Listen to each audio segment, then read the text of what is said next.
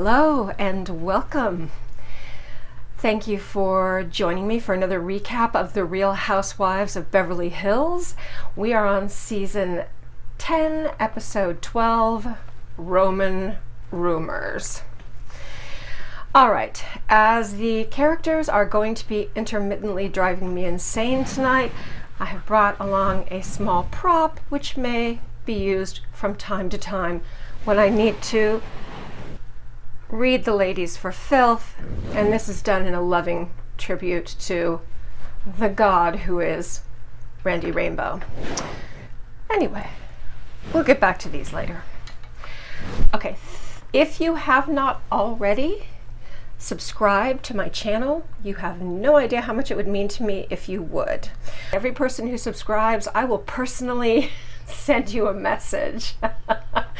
Let me know, say hi, I'm so-and-so, I've subscribed. I would be happy to send you a personal message. And also to like and to comment. All right, first of all, cheers. As always, brought to you by sarcasm and wine.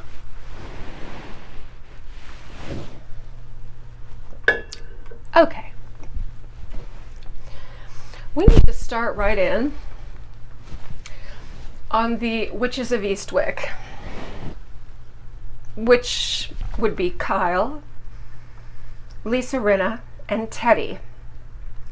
In this case, so far, there are only two witches, Kyle and Teddy, because only Kyle and Teddy were present for Brandi Glanville's earth-shattering, heart-rending story of how she was manipulated sexually by Denise Richards, in her dreams. And again, the whole time all this is told, with Brandi and her fake tears and her red face and her shame, her victimhood pouring out very badly, I should say. None of these ladies can act. And with Kim Richards next to her, tell him what happened. It was terrible what she did to you. It was terrible. So she managed to complete her bravura performance, and now the seed has been planted in Kyle and Teddy, who want nothing more than to destroy Denise. And so they are so thrilled to have time alone with the third Witch of Eastwick, Lisa Rinna, so that they can then take it to her, because Lisa is, after all, the head witch. So, these will be back later. All right, I love the way that as this story is being passed around, most people treat it as if it is the gospel of Saint Brandi of Glanville. This is such a low-life, snaky, scummy person. Why on earth would you think that this desperate fame whore would tell the truth, or would not have a reason to lie, to get herself some attention and a little bit of fame and a little bit of money? Okay, so the ladies go with their various glam squads and their many suitcases, and they fly off to Rome.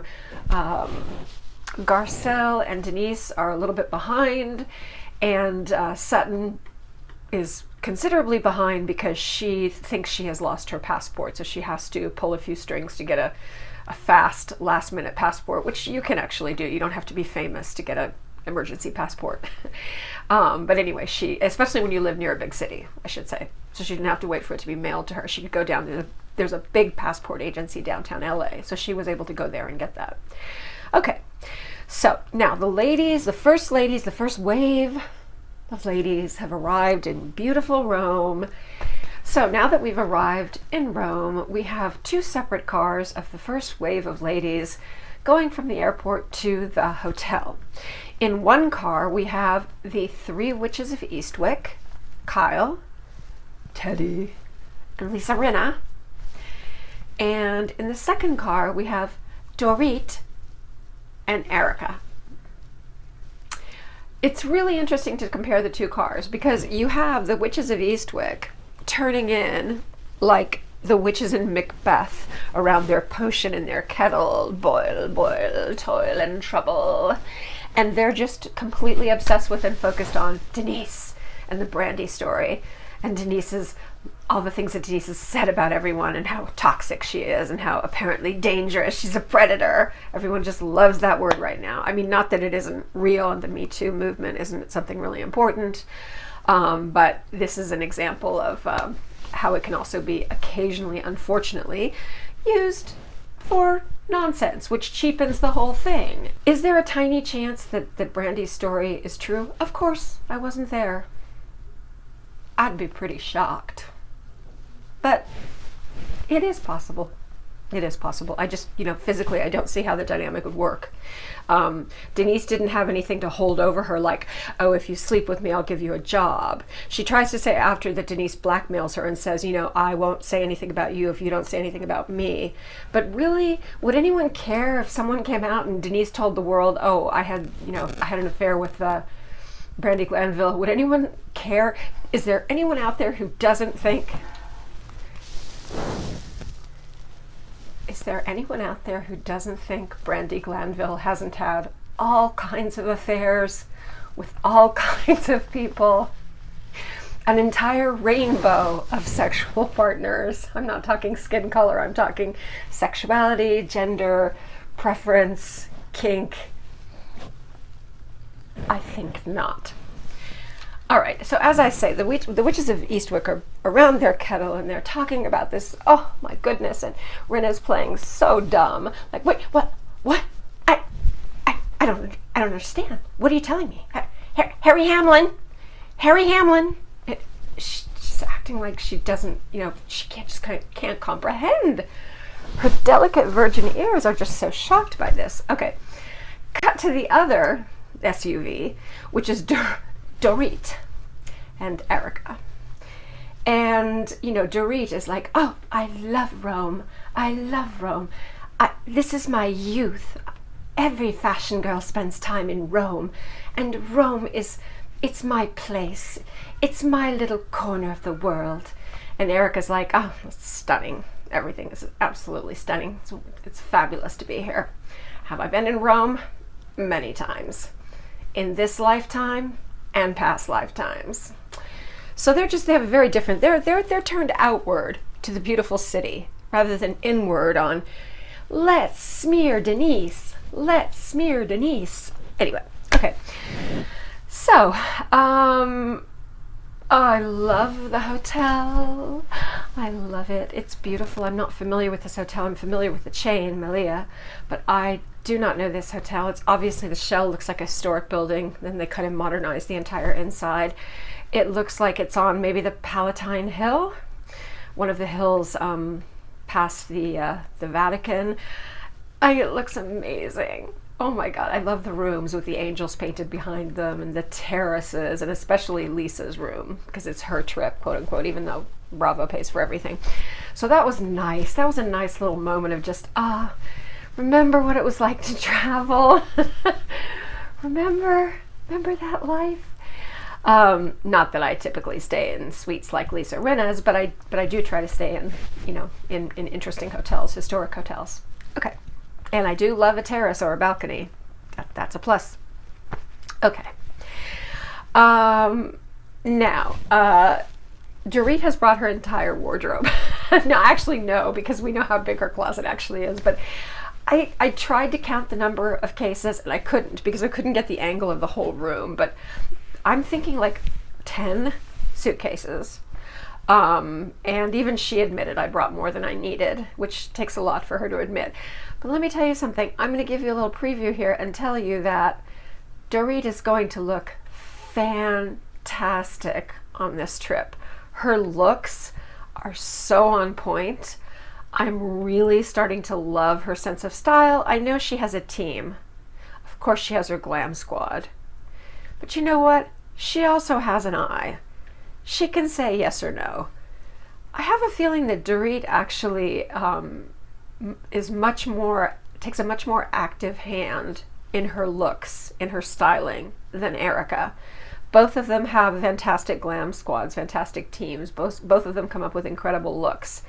But I think that Erica sort of sketches out like a character, and then they sort of put it together around this character. And I think that Dorit actually finds certain pieces or sees certain pieces, and maybe her and her people get together and talk about what, how they can build around this. But honestly, Dorit, her hairstyle, her makeup, the fact that she's not all, fake tanned and bronzed, the whole thing, the clothing, the shoes, the accessories. Yeah, she's more of a label whore than I am. I'm not a big fan of the obvious, Chanel and Gucci and Yves Saint Laurent everywhere and Dior. But she pulls it off. She pulls it off. Google Dorit in high school and see, I think at that time she was living in Israel. She's a pretty Jewish girl in high school in Israel. And you can tell that there's good material there. But just take a look at her in high school. We've all changed a lot since high school, but it's quite interesting because you can actually see Dorit in there. You have to stare at it for a few minutes. You can see Dorit in there. But, wow, she has really, I don't think just with surgery, other than her nose, obviously she did her nose. I think that she's done a lot of it with just contouring and makeup and hair, and I don't know. I'm a big fan of her look, though. I'm a big fan of her style, and I did not used to be. And now I'm really getting into it. Like, I'm always looking forward to see what is she going to show up in. And some of them are crazy, but they're always going to be interesting, and they're never going to be forgettable. So we'll give her that. Okay. All right. As I've said, Rinna is, acting all tortured, like almost depressed about the Denise story. How is she going to handle it? Denise is my friend. Denise is my friend. What am I supposed to do with this? She's my friend. Yeah. Sure. Keep saying that. Keep telling yourself that. She is absolutely loving it. As I mentioned on the last episode, it looked like when she found out the news, she practically had an orgasm. Just between you and me. Okay. Now, Kyle has the gravelly, whiny voice because she's also all acting like, oh, guys, I don't know what we're supposed to do with this. What are we supposed to do with this? Oh, now we have all this information. And information is power. And what are we supposed to do with it? I don't know. This is a mess. It's a mess. Okay. All right. Speaking of Dorit's outfits not always making the mark, the first one on this trip is a doozy. And one thing, before we all started really hating Kyle, we used to count on her for saying some very funny things in her confessionals. And I had the feeling that they were actually coming from her. And I like to believe this one is coming from her. But first, let me describe Dorit's outfit. She comes out in a white, like a barber's shirt. It's kind of cut off in front, but it looks like the top of a barber's smock. And it's got Chanel, white with the big black Chanel letters on it. She's got the little fingerless gloves that say Coco and Coco on either hand. Then she's got the kind of black sexy pants, and it's a very difficult look to pull off, and I don't think that she does, but I think that it's hysterical. I think that it definitely wins points for originality. It's not just bling and showing off labels. It's a very strange outfit, and I absolutely loved Kyle's comment. I haven't liked Kyle in ages, and this made me like her. She said, oh, and here comes Dorit in Chanel Mall Cop Casual, which was perfect. She looked like she belonged in a Segway in a mall with a helmet on. That was a perfect comment. Chanel Mall Cop Casual. Good read, Kyle. Let's see some of that old Kyle before you were so worried about being on top and so desperate and so unhappy and so afraid of losing your house and your husband and your job and whatever else. Okay. But let's not get dark. Okay.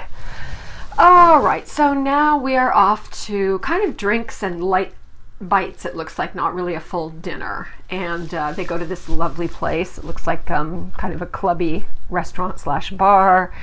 And they start drinking. And because you can take the hose out of Beverly Hills, but you can't take California out of the hose, these girls are in Rome, and there's so many incredible things you could drink. So many kind of delicious local cocktails made with like blood oranges and wonderful fruits. And most of them order tequila, which is just like, okay, all right, I understand it. If you have a drink, you have a drink. And in some cases, someone will have a drink, a type of alcohol that they need to drink because other types of alcohol might make them sick, and tequila agrees with them more. But I just thought it was funny, and Dorit made that comment. Dorit, see, I'm even saying in Italian, perché parlo italiano. Because actually Dorit's Italian. I'm sorry to tell you, if you were wondering, her Italian's quite good. It's not BS Italian. She did live there, you can tell, and she has, it's an exaggerated accent, a little bit of like an over-the-top movie star accent, but she does speak Italian well. She does pronounce it well. She does have a good accent. I think that I'm sure she speaks Hebrew, French. She's multilingual, and she's comfortable with languages, and that is something she's good at. So whether you want to make fun of her, piqué and Dorit and her special way of speaking, well, I think it's because she is a natural, she's a natural parrot. Whatever accent, whatever language Dorit hears around her, she absorbs. She has a good ear. She's probably musical too. So I sound very pro Dorit this episode. I guess I am. It's funny how things change. I used to not be able to stand her. Okay. All right.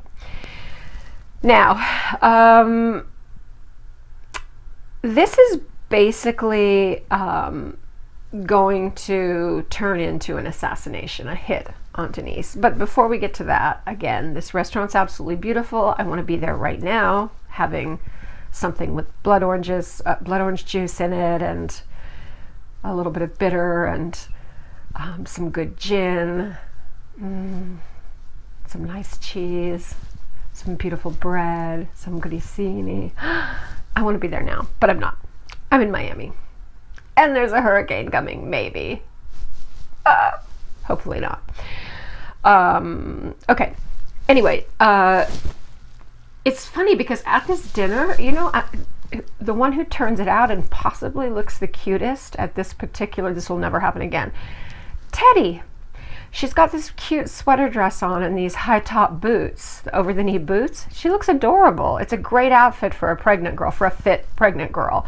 And she looks really pretty, which I don't say very often. She is pretty, but I mean, I don't compliment her choice of clothing. Okay. All right. So this scene started out nice until Denise and Garcelle call and say that, they're finally there. And then Rinna has to turn on the fake. And Rinna and everyone has to start saying how they feel sick, their stomach's churning, they don't know what they're going to do, they're so upset. What do they do with this information? Do they tell Denise what Brandi said? What about the horrible things Denise said about everybody? That, I don't even remember now all of them, that Erica was a cold bitch. Hello, I think Erica would say, even though she actually does act offended by that, what, Erica is warm and approachable? No, she looks terrifying. I wouldn't walk right up to her and say, hey, love your work. No, she's quite forbidding. She said that Teddy was basically someone who just lived off her father's coattails, that she didn't really accomplish anything other than being, John Mellencamp's daughter, which I guess could be hurtful, but haven't you heard that before? You're in your 30s and you've only now just become famous. Surely you are mostly known for most of your life as being John Mellencamp's daughter. So I don't see, again, why that is so hurtful. I don't remember what she says about, she has some things to say about Lisa. She has some things to say about almost everybody, according to Brandi. Denise has things to say about everyone according to the fabulous source, the gospel truth that is Brandi Glanville. Okay. All right. Then Rinna decides, while they're kind of waiting for everyone to show up. Let's play a game. Let's play a game.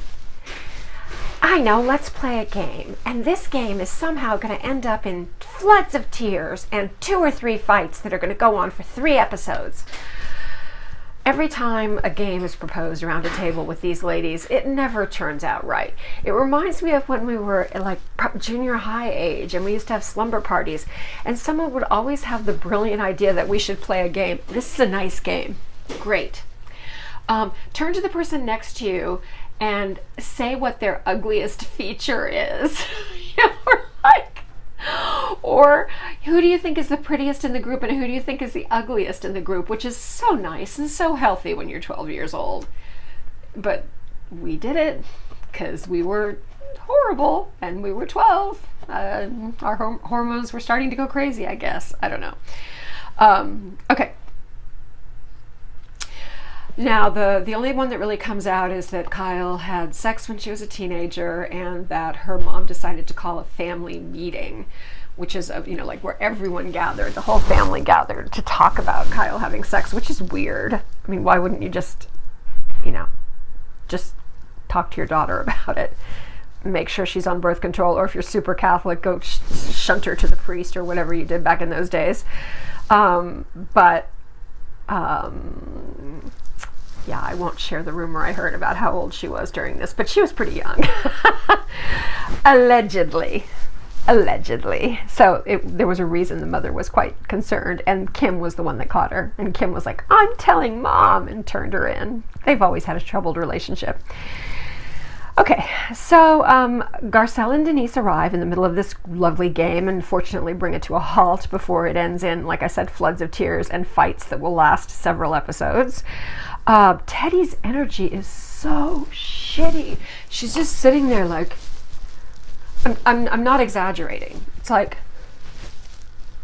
she slouches, she kind of juts her lower jaw forward, and she just looks so sad.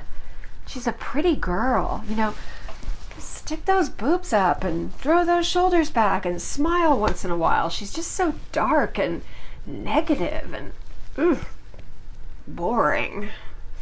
Like I said, she is how she walks. You see her walk like,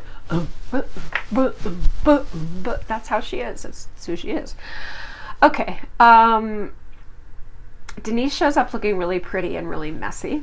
Her hair is just all over the place. I love that about her. I love it that the other ones come with their glam squad, and she's going to be in jeans and a t-shirt or a sweater and biker boots, and probably, unless she's going out to dinner, in which case her hair will be long and curled. She's going to have it jammed up. It looks like she'd be the type that would use a pencil to put her hair on top of her head.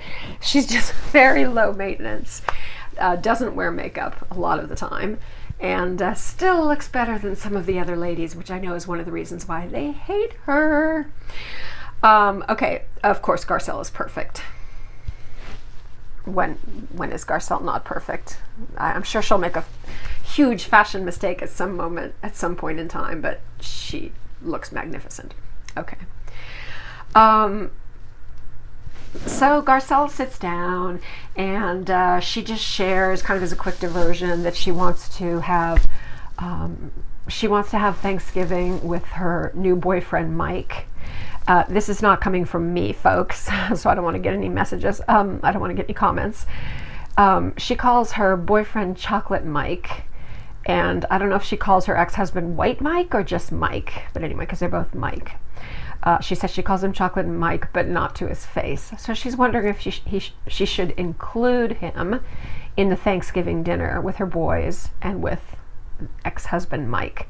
And most of them are like, no, don't do that. But then, of course, Denise was like, oh, no, I've spent so many Thanksgivings with exes. I don't care. Who cares? The more the merrier. Of course, Denise says that because she's the cool chick. All right.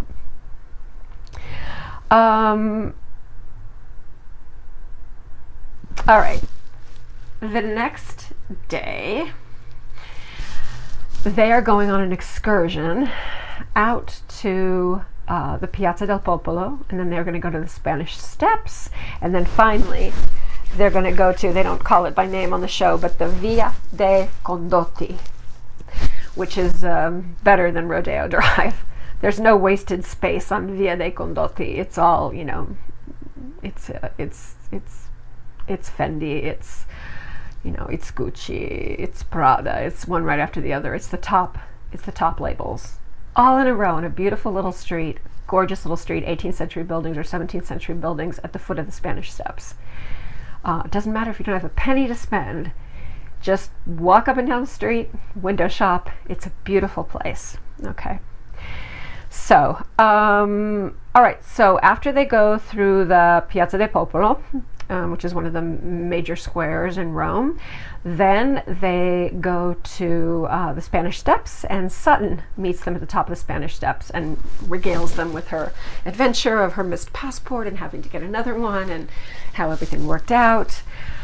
Okay, so they are now wandering around together, and they go down the Spanish Steps, and of course they end up on the Via dei Condotti, and they end up in Fendi. They say this is the Fendi, the flagship Fendi. Actually, the flagship Fendi is in Milan, and it's bigger than the one on Via dei Condotti, but Via dei Condotti is so beautiful. That part of Rome is so beautiful. So anyway, so they all spend lots and lots and lots of time in Fendi. And again, you know, Teddy's just kind of sitting there the whole time.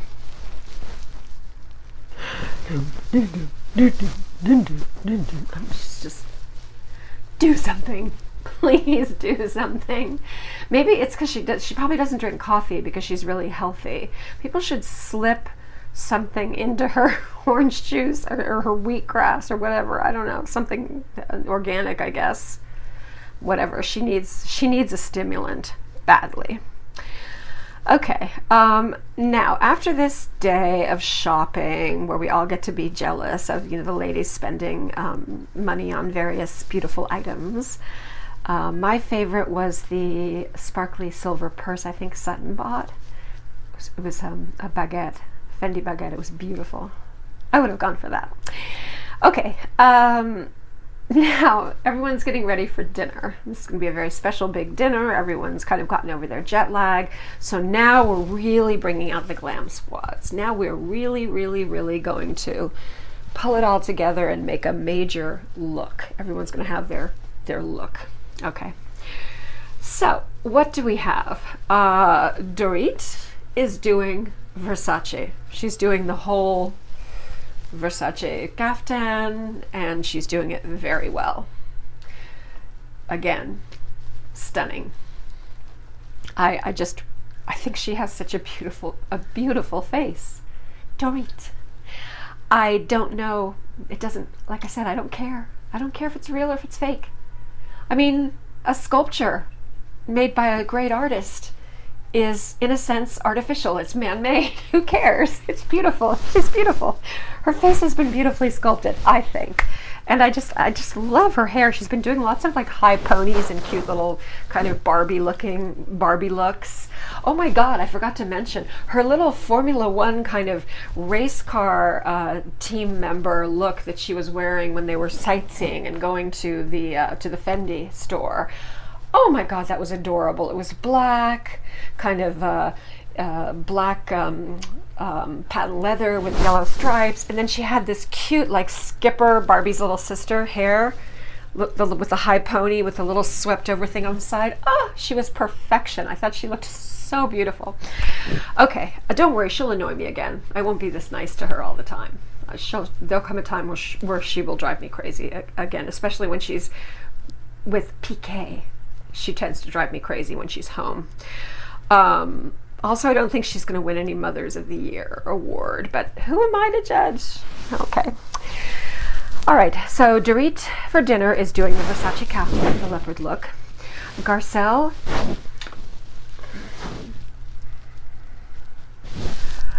has let me down. Garcelle, girl. She's doing Jiffy Pop vintage 1978. It's not working for me. Rinna goes for leopard. Okay, all right. That's yeah. Okay, it's cute. Denise looks young and casual. She's got like a kind of a wax leather, navy leather jacket over, I believe, jeans, biker boots, you know, the usual. But she looks young. You know what? And that's something that the other ladies would probably kill for. Well, Teddy's young. I mean, yeah, this group is not really that old. I mean, relatively speaking. Like the New York ladies are really up there. This is a slightly younger crowd. Erica.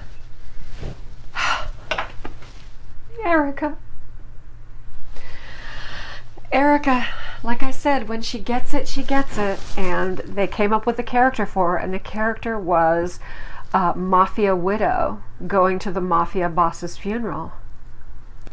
Oh my God. She had this Tippi Hedren 1960s blonde beehive, the little net up front, beautiful flawless makeup, this gorgeous kind of, they call them hostess pants. It's when it's like a jacket that opens up and then you have pants underneath it, but it looks like a long ball gown in back.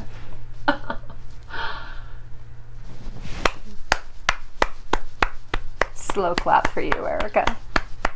You may be turning into a giant bitch, but I'm loving the fashion. Please keep bringing the fashion. Kyle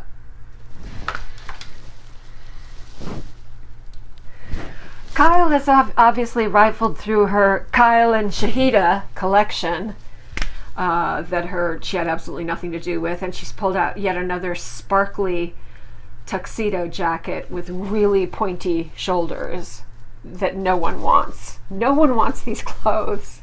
No one. They're not even for like an ordinary middle America market. You're not going to move this stuff on QVC for ladies that want to look cute when they go to, you know, the Rotary dinner in Canton, Ohio, whatever. I'm sorry if I offended anyone. I'm sure Canton is lovely. But no one wants this stuff. And so consequently, she looks old and dumpy and dowdy because she's wearing all of her Kyle and Shahida designs, and she's just not working. And then she's got the bangs, which are so aging. And then finally, before I take this off, Teddy's wearing, it's a kind of a sheared, baggy, long sleeve dress, kind of twists in the front, and it's kind of a leopard print. But somehow, because the leopard print is too small, it looks like baby poop. And she's just Teddy. It's like a dress. If a dress could represent Teddy's personality, this would be the dress. So in that case, she's picked well. And I'm going to take these off halfway for Sutton because I love the rose embroidery on the dress, but I think that she's going to have to come for different looks than just the trapeze, the A-line. Now we're going to get a little bit nicer and a little more serious, because I think that, you know, actually Sutton is she has very thin arms and very thin legs, but, you know, somehow genetically she's straight. She doesn't really have a waist, so she comes off looking a little bit, you know, thick in the middle. So I think that because she wore a couple outfits in the first episode or two where you could see that her waist is very thick. I'm not saying she's fat, just like she's thick, she's straightly built. That I think she got so much, I don't know, although they would have filmed this before all that. I don't know, maybe she saw herself on camera in these outfits with normal waistlines and was like, I can't do that anymore. I'm not doing that anymore. I've got to wear A-line. So now she's wearing these very A-line dresses that basically show her skinny little shoulders and arms and then her skinny legs, but the whole midsection is covered by this triangle. You can't wear that every time. There's other choices. There's other things you can do if you don't have a small waist. I don't have a small waist. I'm built very straightly.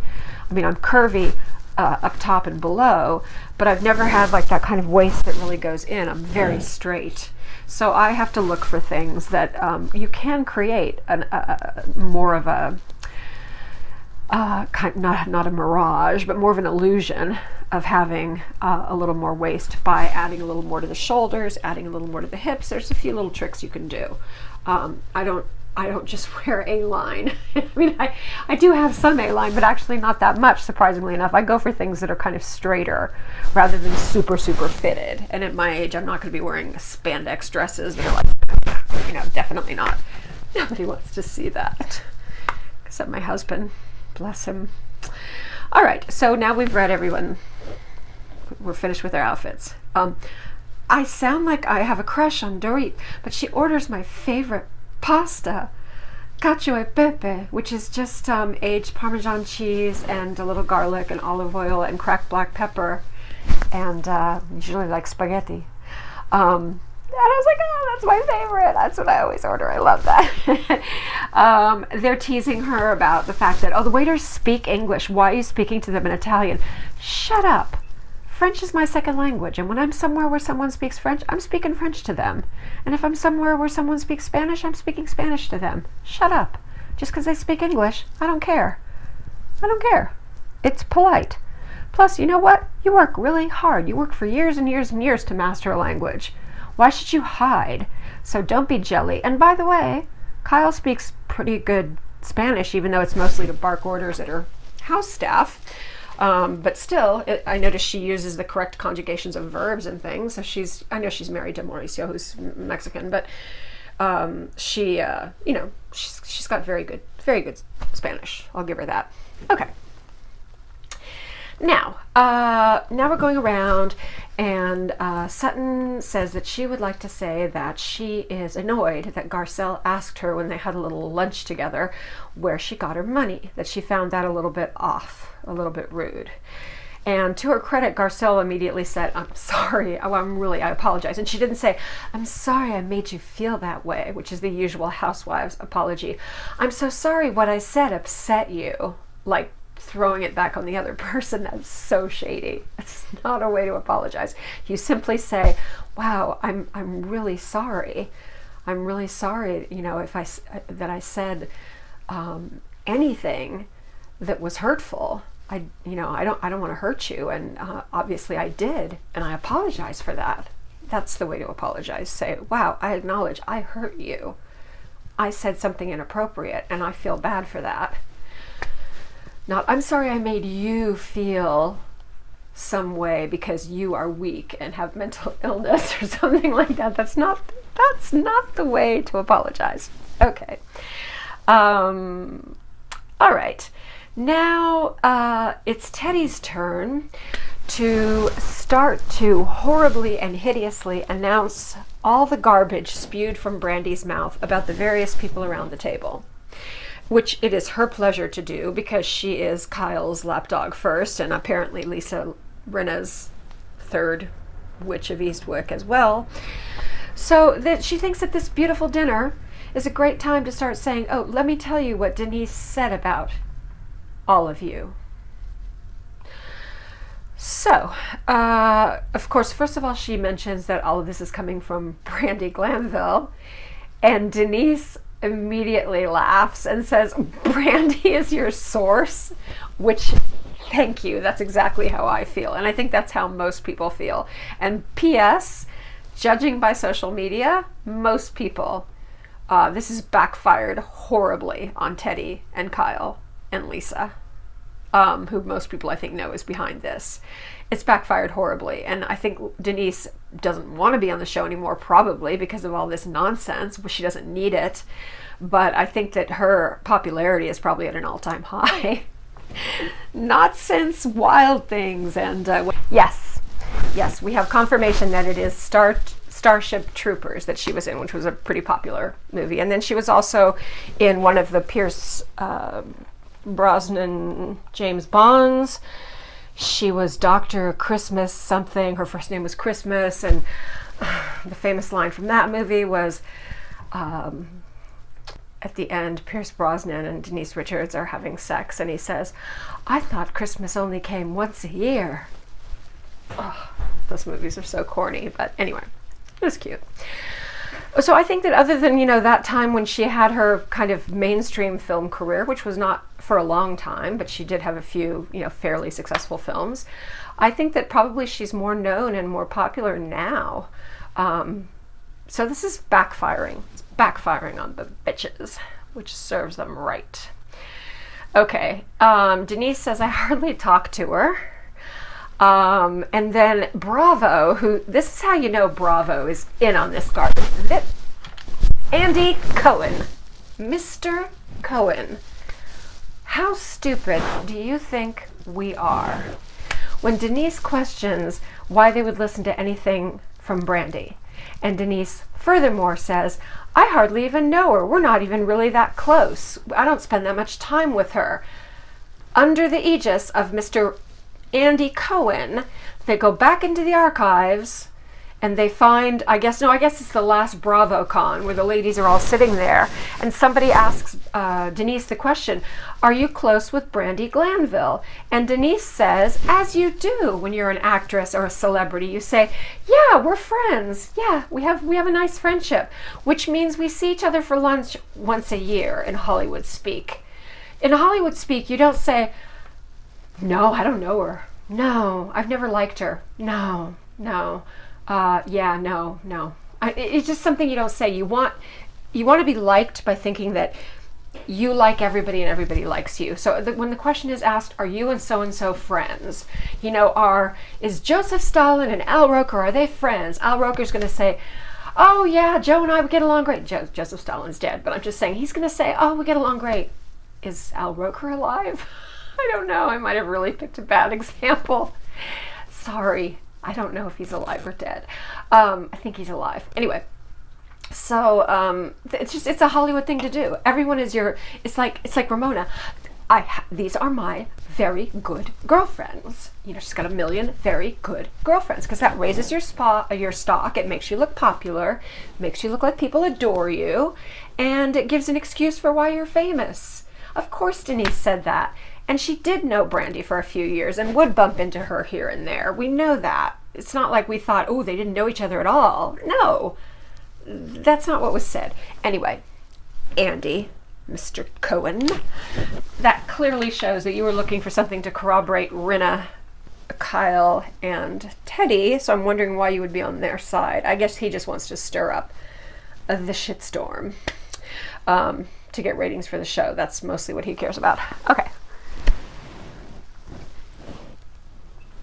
Now, having said that, Dorit, apparently my girlfriend, my good girlfriend, Dorit, says she doesn't trust Brandi. She doesn't trust Brandi. So Dorit is the first one who comes out and says, yeah, I don't know, Brandi? Kind of like, really? You know, I mean, Rinna says it in passing. Oh, I don't know if she's the best source, but then lets it go. But Dorit is going to stay more on this line about thinking, yeah, I don't know if this is the best source. So, but at this point, Lisa's all in. She assumes that Denise is lying, and they're all looking at her. Oh, the way they're looking at her is driving me crazy, especially Teddy, Kyle with her bangs and her stabby black sparkly shoulders, and Lisa. They're just looking at her like, it's so obvious. They're just looking at her like, oh, you psycho lying bitch. Of course Brandi told the truth. Why would Brandi lie? The whole thing is so frustrating. Lisa then says, well, I heard. Gee, I wonder who she heard from. Teddy. Lisa then says, I heard nasty things that you said about me and Erica. And they tell Erica, of course Teddy and Lisa tell Erica that Denise said she was cold. Everyone has probably said Erica is cold. I don't know if Erica really is completely cold, but you know what? She's not had an easy life. She's had to kind of claw her way to the top, okay? So, you know, maybe she doesn't open up that fast. For God's sake, she was working as a stripper in New Jersey at one point. So it's not like she's just, you know, sailed on a sailboat of diamonds to the top, to the heights of fame. People like that don't usually necessarily open up so easily. They're, you know, she's she's guarded is the word. Erica's a very guarded person. Also, she's very protective and private about her husband, who's a very important, very powerful, extremely wealthy man. She's a good wife for him in that respect. I think she really respects him. I think she's a good partner to him. I think that she shows him well, as they say, and I think that also she's discreet. I'm sure that she could hear a phone call or whatever, and she is not going to say anything. With these kind of cases that Tom Girardi is working on, I'm sure Erica has to be very discreet and very careful. And she's intelligent, and she's not going to make a fool of him at a party. She's going to ask the right questions.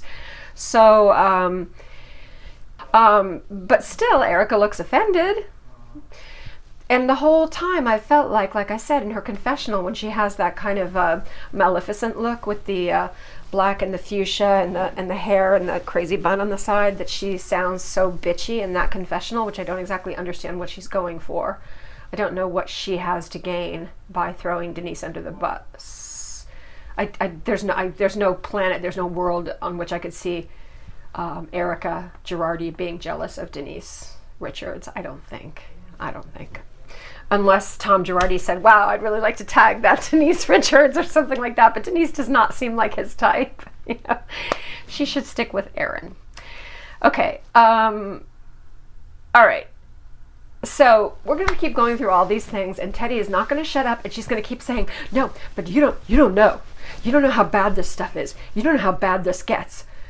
And Denise is like, well, just say it then. And everyone's like, well, just say it, even though most of them already know. And Denise is like, no, just tell me, say it. But Teddy's like, but you don't know. You don't know how bad it is. You don't know. You don't even know. Really. I just want to... Teddy drives me crazy. Okay, I am getting more and more angry. The only thing that makes me less angry is thinking this is going to backfire and Denise is going to come out on top, which is exactly what's happening, because I'm really getting angry at this point watching this. Finally, Teddy, of course, blurts it out like she's been holding in gas. I don't like the F word. They're just a pack of vultures. I mean, honestly, I have to say, I'm going to give this the award as one of the harshest, nastiest episodes in any Housewives franchise in history. Not that it's the most dramatic, not that someone tips over a table or goes to slap someone or pulls their hair or whatever. Those are physical altercations that are easier to kind of brush aside. This is just cold, nasty, dirty, rotten, harsh. It's just harsh. And Denise denies it. The story comes out, Denise denies it. Even Garcelle is aggravating me. When the truth comes out, Garcelle is like, wow. No, don't wow. Don't wow anything. You don't know anything, Garcelle. You don't even know, how well do you know Brandi Glanville? Do you know what a tramp she is? Do you know what a loser she is? You're going to take anything out of her mouth, out of that mouth? You don't know where that mouth has been. Ooh, I'm being so nasty today. But it seems to me like Garcelle's buying it. I don't know, she's playing into it. Okay, Denise calls bravo, bravo, bravo, because she's saying she doesn't, which is a sign that when you don't want something to be filmed, because you don't want the channel to be mentioned in the middle of a show. You don't advertise for your own channel. You drop the fourth wall that somehow you are sitting there watching these people and that there isn't a whole camera crew and all these other people. And then when you say bravo, bravo, bravo, it's cutting into the scene and it's reminding you this is all fake, it's being filmed. And so, yeah, there's a couple reasons why people will do things like that on a show. And but it doesn't work. They keep filming. And clearly it doesn't work because they filmed the earlier parts where there's all kinds of talking about how she attacked or manipulated poor little 5'11" Brandi into having sex with 98-pound Denise, who, by the way, I looked up is 5'6". She's not that short, but she's really small. So, for her to like sexually assault Brandi Glanville, or what, hold a gun to her head or a knife to her? How exactly does this work? I felt really pressured. Yeah, I bet you always felt pressured to have sex, Brandi. I bet that was your excuse. I'm being so bad. I don't know. And I don't want to find out that, in fact, Brandi was horribly abused when she was young or something like that. If she was, God bless her. But actually, that would explain a lot. Because people that act like that behave the way that she tends to behave, she probably did have a very difficult childhood. And I don't know enough about it. So we'll see what gets edited out from this. Or we'll see if you're paying attention.